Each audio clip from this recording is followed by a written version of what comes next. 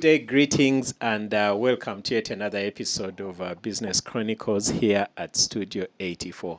Studio 84 is a podcast studio set up here in Bugolobi along Lithuli Avenue, and it is a space set up to facilitate individuals and organizations tell their stories and, along the opposition themselves as authorities at what they do, because we believe that everyone has a story to tell and everyone is an authority at something.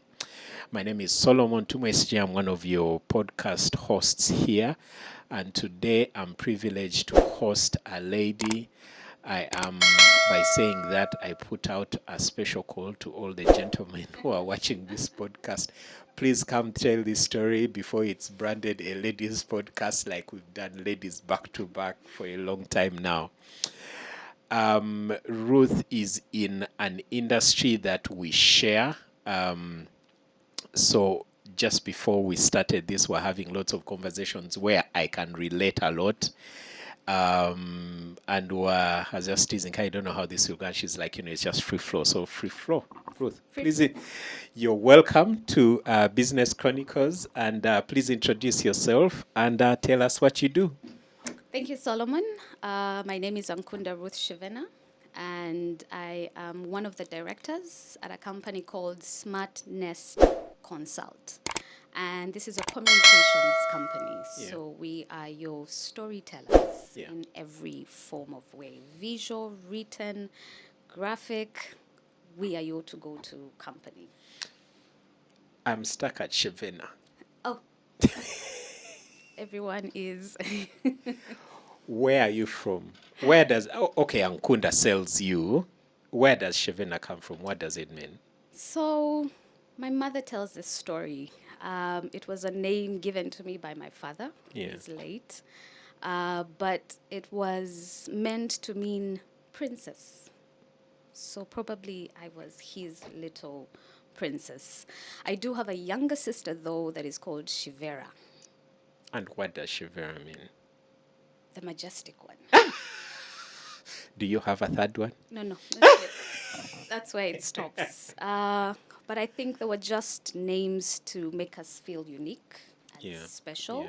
Yeah. And every time I have said the name Shevena, they're like, where are you from? And I'm like, well, I am Ugandan. But it's a name I love a lot. Yeah. It does describe who I am. And I do thank my father where he is for giving me that beautiful, beautiful name. I think like every time you get a question like this, you're like, I see you. I see what you did there. Papa, you were right. You gave me a conversation start. Of who are you, Yeah. I know. Yes. Ruth. Yes. Communications SmartNest. SmartNest Consultant. Yes. What's with the name? Wow. Where does SmartNest come from? Okay. It's a very good story. So SmartNest Consult, it was started by 3 people. Originally, it was SmartNest Home. And this was started by my business partners, Derek and Solomon. And so SmartNest Home was providing things to make your home smart. Okay, like to have smart lighting, having those baby cam, to make sure that your baby is safe, windows. And so that was the idea, having a home that is smart and accessible wherever you are. Yeah. And Derek, and so I worked with his wife, Solomon, in USAID, and she was the communications person. So as we were getting towards the end of our time in the development space, we said, why don't we start a consultancy firm that focuses on what we do? Now, I am good at project management, and Solomon is a guru at communications. So we said, putting those 2 skill sets together, we can excel. So that's where SmartNest Consult came from, a subsidiary of SmartNest Homes. Yes. Wow. And so that was the beginning of a wonderful journey. So the 3 of us run SmartNest Consult.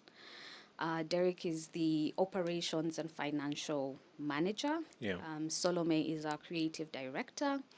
And then myself, I lead the knowledge management space, the curation of information, packaging it and synthesizing it.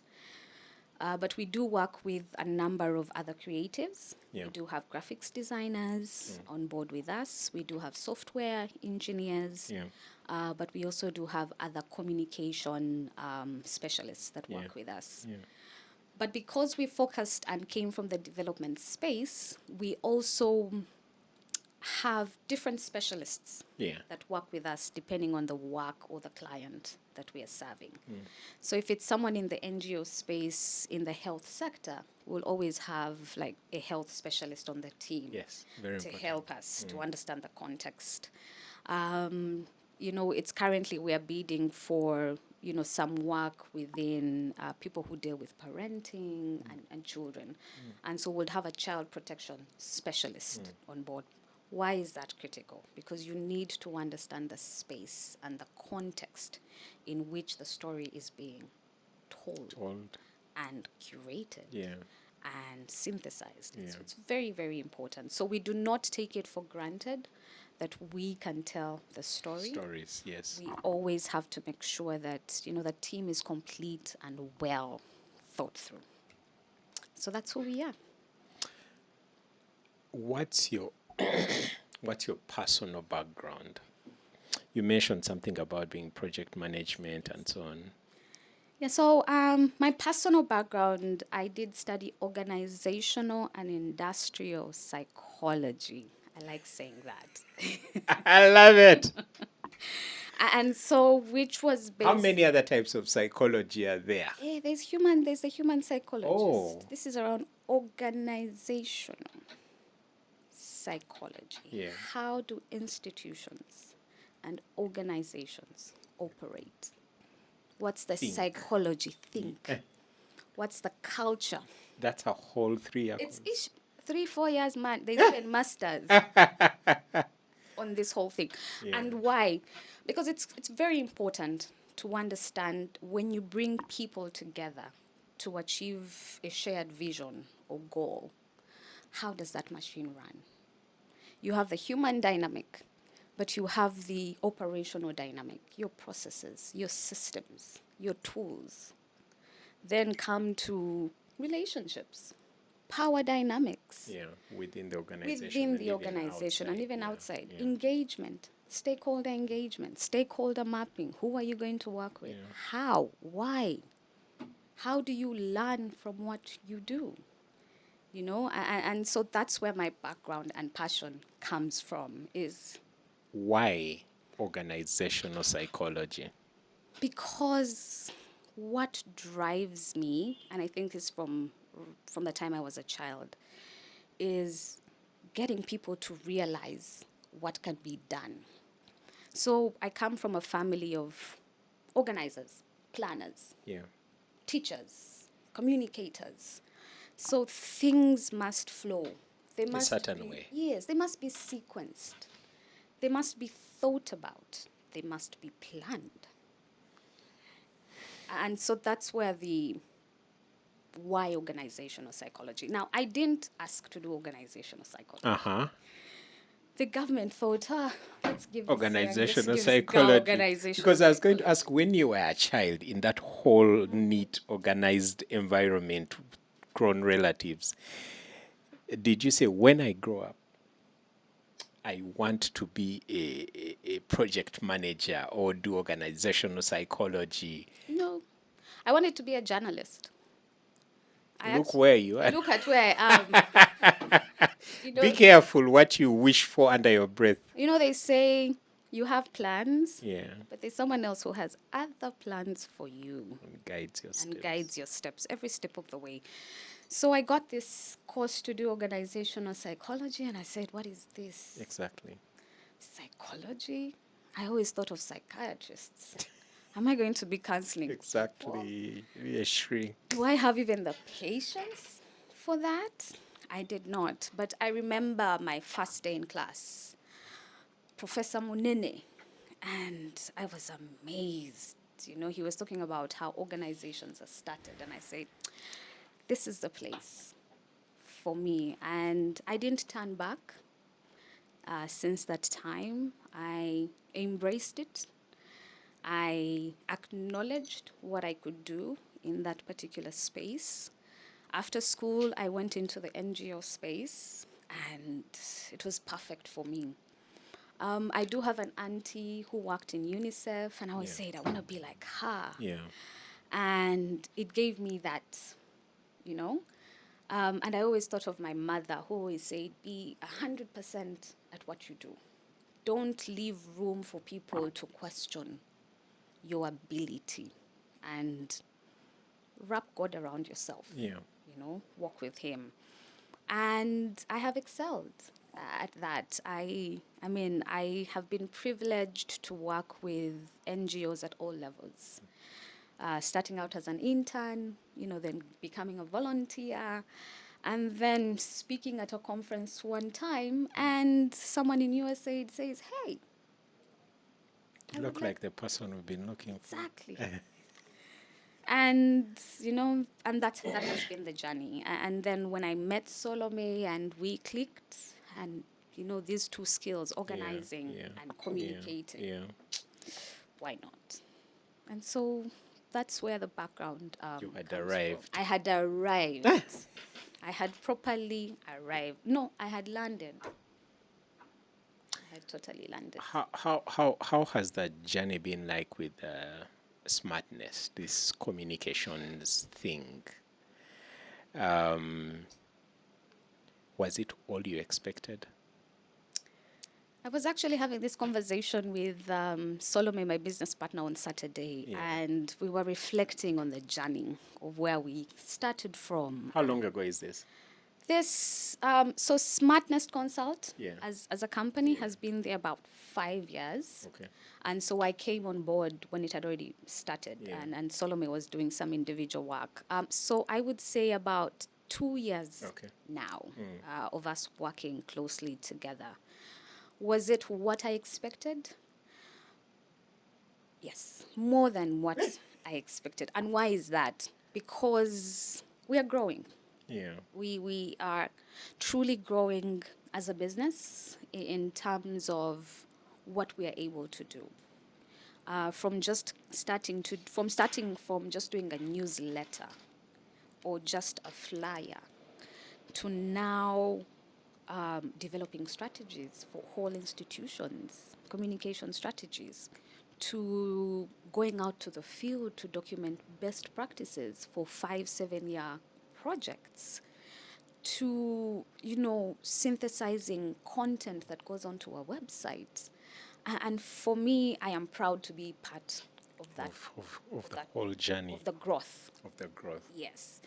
Has it been easy? No. Have we fought? Yes. What have been some of your hardest moments or easiest moments? I think I'll start with the hardest. I think the hardest moments for us is you have this work and then you have a timeline, but then you have life, and then managing people at that. I know we were once in the field and, things went wrong. So trying to figure that out, someone is far away in Kabale, you're in Kampala, that whole process.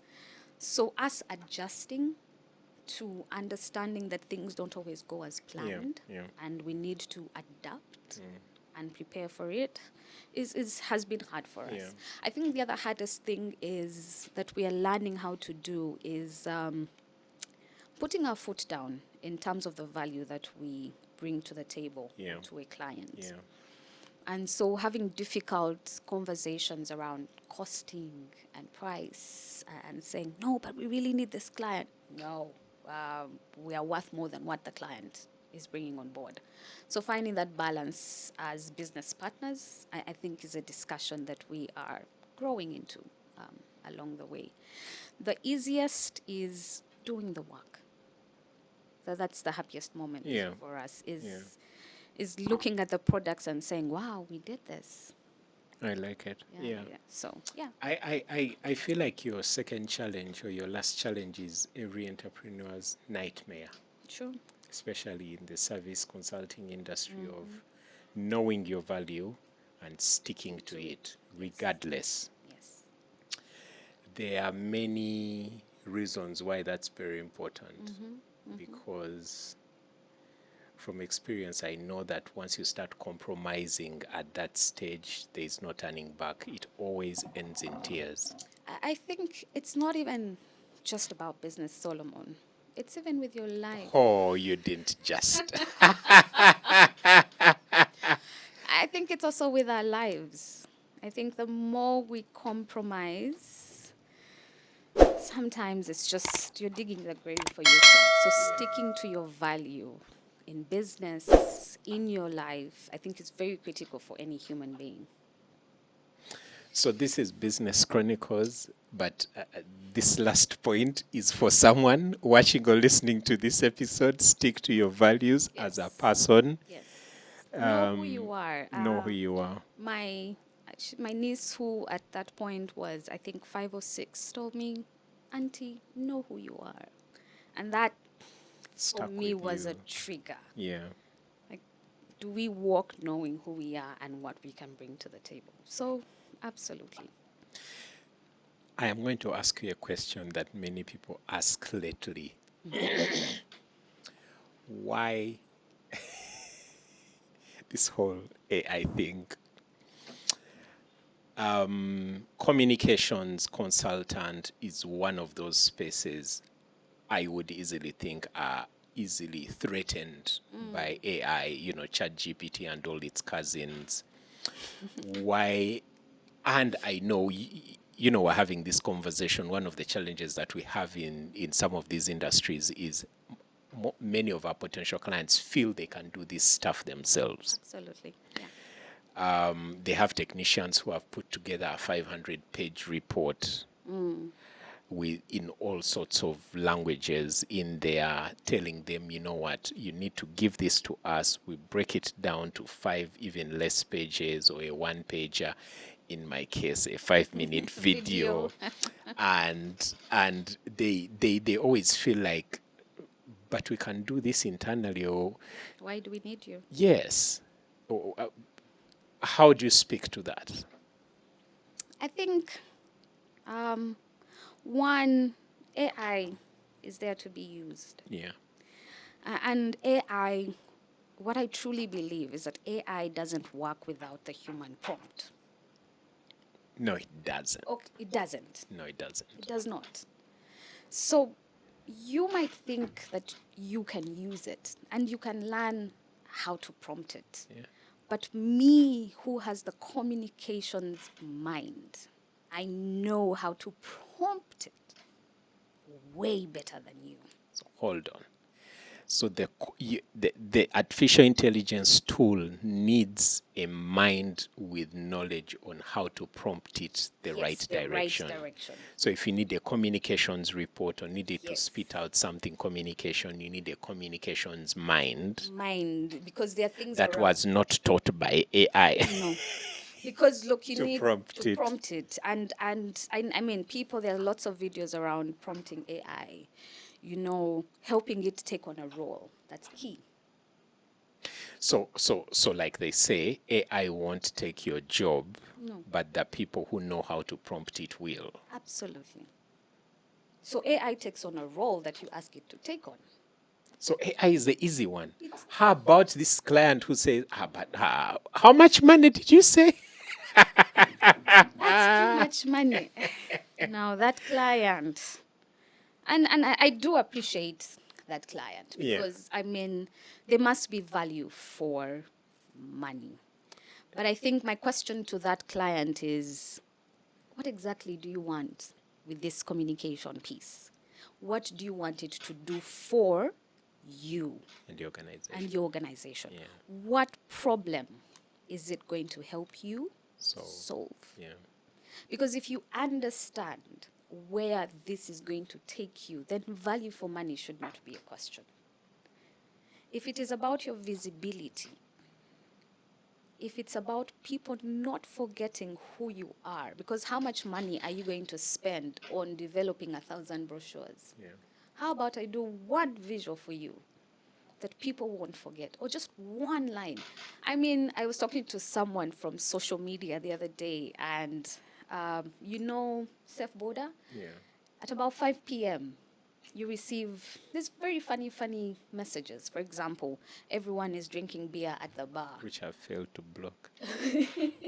That's a conversation for another day. But why are they doing that? They're triggering people's minds to take a safe border, to get them to where they want to go. So, and I think clients need a lot of sensitization around the importance of clear communication. Because, first of all, what's the framing around your messaging? Who are you targeting? What emotions are you trying to evoke? Why do people go to Cafe Javas and not some other, is it the food? Mama Nach. Oh, not Mama Nach. Why? If Mama Nach... Even when Mama Nach's has the most organic food and all that, Yeah. But they capture you with their communication, with how they sell themselves, and you will never know another. Someone in my family used to say, the only restaurant I know is CJ's. How? Why? Why not Java House? The thing is, and then someone mentioned something about the experience there being predictable. You know what you expect. Yes. You can tell how long the food will take to come. You know what conversations you'll have with the waiting staff or the whatever. It's well curated. And so what's that well curated? The user experience. So even with communication, user experience is key, from visual to emotions that evokes. So that question or that client who makes you feel like they could do it themselves, would you then say it's one of your signs and symptoms of someone who is not your target client, or who you're going to have problems with going forward? Absolutely. That is the signs and symptoms that start early. Yeah. But, down the road, this is going to be interesting. It's going to be interesting. Yeah. But I think we have had some of those clients along the way, but once they see the product, then they're like, oh, okay, I get why you are, Yeah. But and also for us, that's something we struggle with. Like, how much do we have to put in to demonstrate to you that we can do a good job? The value we are bringing. How easier we are going to make your life. Yeah. So sometimes it's hard to, How does a communicator communicate their value to the client? Yes. I'm not letting you go before you give us a few tips. Pressure. But I'll try. There is this business, I won't say small business, but this business that is growing, it needs good communication. They can't quite afford you yet. What are some of the tips you could give them on how they could go about this communication thing? Because it's not going to wait until they can afford you. True. I'm sure you've met some of those. No, we have. And maybe I can just say this. So not only do we do the products and services, but we also do coaching and training. And so we can work with teams in organizations. Come in for a few days, do a training around what good communication is. Work with teams in developing the tools, in understanding and doing an assessment of, who are we communicating to? How do we disseminate? But what are some of the tips I could give small businesses or organizations really trying to increase their visibility? Number one, identify your key message. What is that one thing you want to be known for? That sets you apart. That makes you unique. I will say Can you help me identify that? Yes, absolutely. Okay. And so we have tools and processes and engagements that would help you realize, I think this is who I am. So, for example, as SmartNest, we have a tagline: smart people, smart tools, smart stories. So we have all a team of creative people using smart tools, AI, and all these other, creative licenses and tools and softwares, Canva, InDesign, and all the others. Smart stories. For us, that's our key message. For example, if you look at someone in the catering space, Yeah. exceeding your expectations. If you look at someone, for example, Sharon, freshly clean, that speaks freshly clean. You talked about catering and talk about catering that exceeds your expectations, and my mind went to a certain catering company that tends to exceed. Anyway, this episode is not sponsored by some organizations. Let's just say. He should Sorry, I pay me. can't hear He you. should pay me. But I think you get what I'm meaning. Is Yeah. number one, figure out what your key message is. Two, who exactly is your target that this message is going out Yeah. to? And I think we need to do some proper assessments around these categories that you're targeting. Yeah. Because, for instance, if you're targeting a teenager today, a 15-year-old versus a 25-year-old, those are totally different things. I mean, for instance, if we're talking about the slang of these days, you know how we say you're crazy? Yeah. What do they say these days? What do they say? Delulu. No way. You get what I mean? Yeah. So understanding the language of your targets, understanding the experiences of your target clients, and how do you craft messaging for them? Because you're not going to tell a 15-year-old you're crazy. What do you mean? Delulu. I'm having fun here. We are vibing. This episode is giving. You know? I think, I get it. I get it. And then I think number three is sitting down and understanding what kind of products do I need to develop. Yeah. Every business needs a company profile. Absolutely. Because even when we are bidding for work, they'll always ask you for a profile that talks about your business and what you can do. We now have social media. What kind of content are you putting out on social media? At what point? Because you see, what you put on LinkedIn versus what you put on Instagram are totally different. I think the other tip around the kind of messaging, is it tips that you're giving us? Is it demonstrating your services? Is it a product?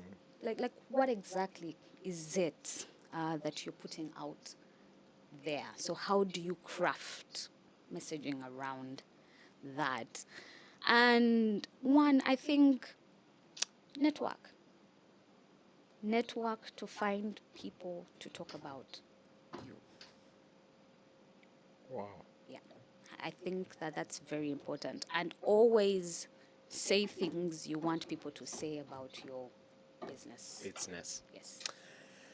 Ruth, I can confidently say you've left me with a bit more questions, but it's okay. You're welcome. We may have to bring you back to delve deeper into each of those tips for. Before we close, Yes. what message do you have for? Do you have anything else you had planned to say that we've probably not touched? No, We are good? we're good. We're very good. Thank you very much, Ruth Ankunda Shevena. Thank you, Solomon. This has been really fun. Yeah. From the last tips you gave, I have a few ideas that you're going to brainstorm on after this. I look forward to it. Our viewers and listeners, it's been Ruth from SmartNest Consult, your communications consultants for any size of business organization. Do you do personal communication as well? Absolutely. So if you feel like your CV is not good enough, if you feel like you want a profile as a person, we can do that. Hold on. about personal communication, not just CV and whatever. Are there people who feel like their image is taking a certain direction that they are not? Yeah. Yeah, we can. And you realign them. Yes, we can, especially about how you present yourself. About how you present yourself. More ideas. Our viewers and listeners, Business Chronicles. My name is Solomon Tumwesigye. I'll catch you on the next episode. Thank you, Ruth. Thank you, Solomon.